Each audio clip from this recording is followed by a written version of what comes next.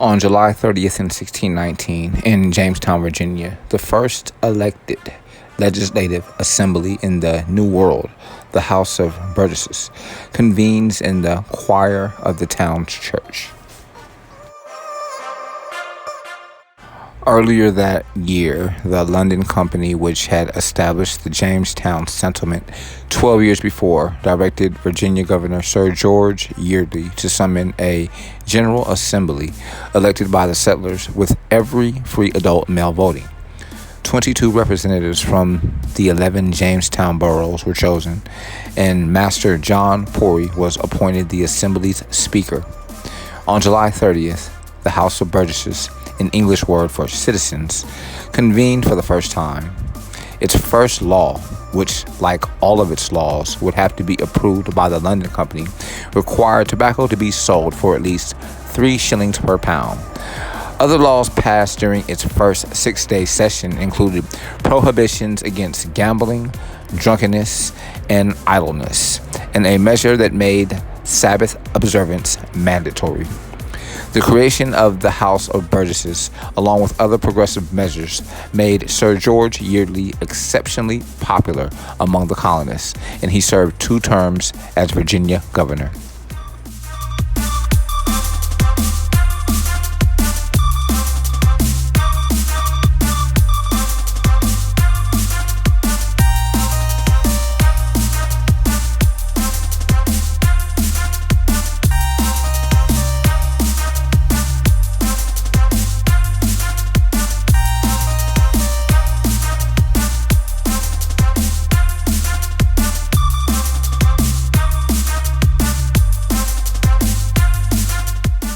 On July 30th in 1956, 2 years after pushing to have the phrase "under God" inserted into the Pledge of Allegiance, our nation's 34th President, Dwight D. Eisenhower, signs a law officially declaring "In God We Trust" to be the nation's official motto.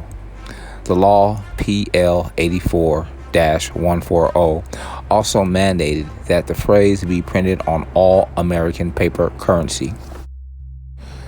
The phrase had been placed on U.S. coins since the Civil War, when, according to the Historical Association of the United States Treasury, religious sentiment reached a peak. Eisenhower's Treasury Secretary, George Humphrey, had suggested adding the phrase to paper currency as well.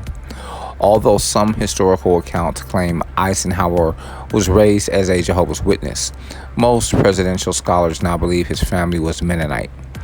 Either way, Eisenhower abandoned his family's religion before entering the Army and took the unusual step of being baptized relatively late in his adult life as a Presbyterian. The baptism took place in 1953, barely a year into his first term as president. Although Eisenhower embraced religion, biographers insist he never intended to force his beliefs on anyone. In fact, the chapel-like structure near where he and his wife, Mamie, are buried on the grounds of his presidential library is called the Place of Meditation. The Place of Meditation, in fact, is intentionally interdenominational. At a Flag Day speech in 1954, he elaborated on his feelings about the place of religion in public life when he discussed why he wanted to include "under God" in the Pledge of Allegiance.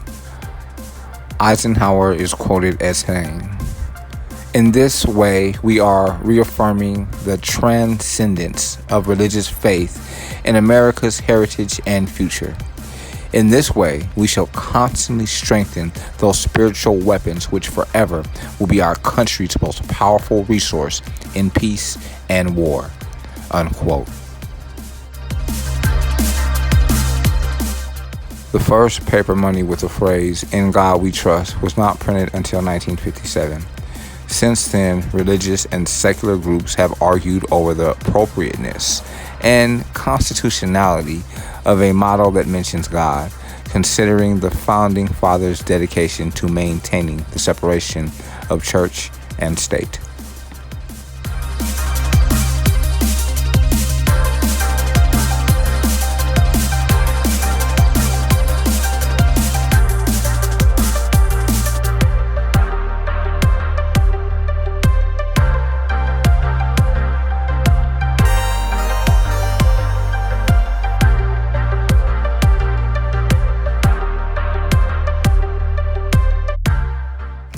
On July 30th in 1965, President Lyndon B. Johnson, our 36th president, signs Medicare, a health insurance program for elderly Americans, into law. At the bill's signing ceremony, which took place at the Truman Library in Independence, Missouri, former President Harry S. Truman, our 33rd president, was enrolled as Medicare's first beneficiary and received the first Medicare card.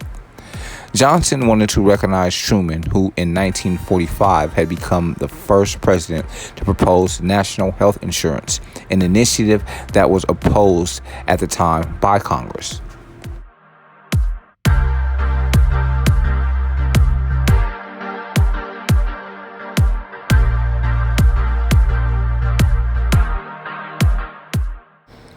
The Medicare program, providing hospital and medical insurance for Americans aged 65 or older, was signed into law as an amendment to the Social Security Act of 1935.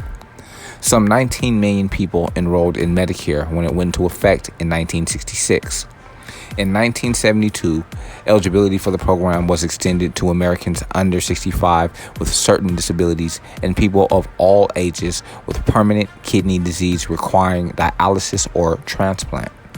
In December of 2003, President George W. Bush, our 43rd president, signed into law the Medicare Modernization Act, which added outpatient prescription drug benefits to Medicare.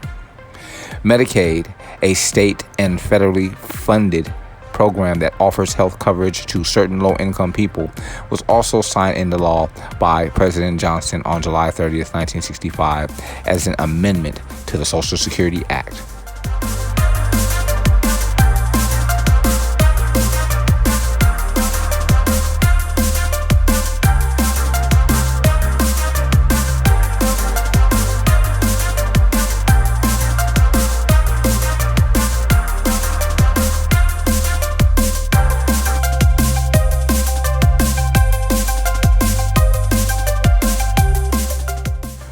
All historic information divulged and documented on this audio file can be verified on History.com.